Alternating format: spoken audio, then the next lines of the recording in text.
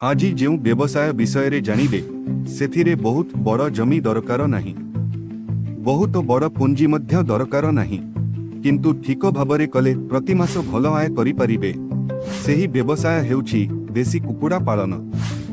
आजिकाली लोकमाने farm कुकुड़ा ठारू देसी कुकुड़ा को अधिक पसंद करुछंती, कारण देसी कुकुड़ार मांस स्वादिष्ट होइथाय आउ एहार अंडा मध्य बजार रे भल दाम रे बिक्री हुए। सेथिपई अनेक चाषी एबे देसी कुकुड़ा पालन आरंभ करी भल लाभ करुछंती। सबुठारु प्रथमे आसंतु जानिबा देसी कुकुड़ा पालन पई केते जगह दरकार। जदि आपण टी कुकुड़ा नेई आरंभ करुछंती तेबे एक छोट घर यथेष्ट। घरटी सुखिला हेबा दरकार आउ वायु चलाचल भल रहिबा दरकार। घर भितरे पानी जमिबा उचित नुहे, कारण अधिक आर्द्रता हेले कुकुड़ा असुस्थ होई पारंती। एबे कथा हेबा छुआ कुकुड़ा किनिबा विषय रे। सबु बेले भलाहाचेरी किंबा विश्वसनीय फार्मरु छुआ कुकुड़ा किनंतु। सुस्थ छुआ सबु बेले चंचल थाए, आखि चकचकिया थाए आउ भल भाबरे चाली बुली करि थाए। छुआ कुकुड़ा आनिबा परे प्रथम 3 सप्ताह अधिक जत्न नेबाकू पड़ी थाए। एही समय रे तापमात्रा ठीक रखिबा जरूरी। ठंडा हेले छुआ असुस्थ होई पारंती। एबे आसंतु खाद्य विषय रे जानिबा। कुकुड़ार भल वृद्धि पाई संतुलित खाद्य दरकार।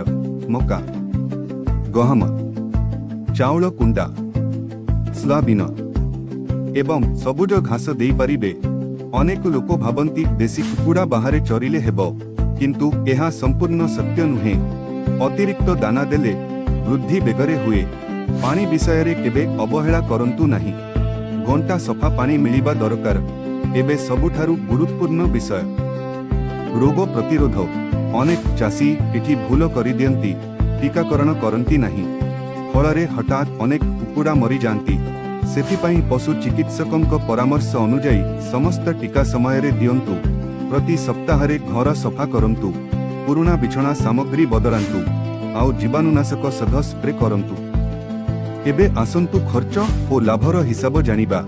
टी देसी कुकुड़ा नहीं आरंभ कले छुआ किनिबा, खाद्य, सध एवं घर खर्च मिसाई प्रारंभिक निवेश लगी थाए।